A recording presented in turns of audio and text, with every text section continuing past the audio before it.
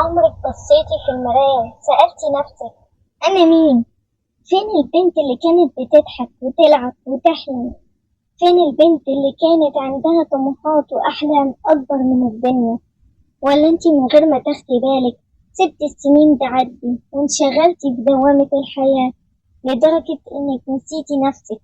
الفيديو ده ليكي علشان يفكرك إن لسه عندك فرصة ولسه ينفع تعيشي حياتك زي ما كنتي بتحلمي. فاكرة لما كنتي صغيرة بتضحكي وبتلعبي؟ ذاكرتي واتعلمتي وتعبتي علشان تعملي لنفسك مستقبل مضمون.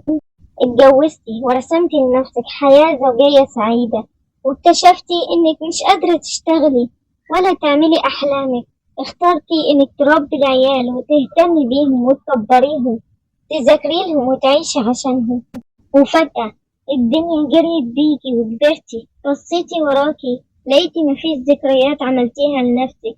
كل أحلامك ضاعت وسط مسؤولياتك، بقيتي وحيدة، كل واحد انشغل في ظروفه. ابدأي لو احنا لسه في البداية، مهما كان سنك أو عمرك.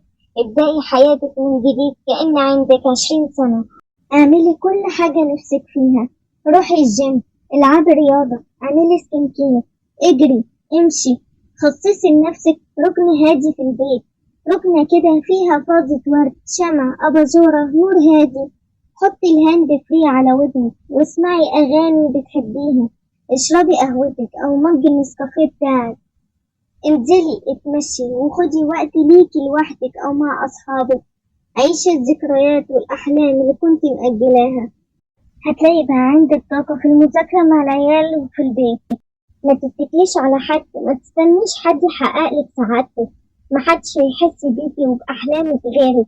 القيود اللي حبستي نفسك فيها بين 4 حيطان كسريها.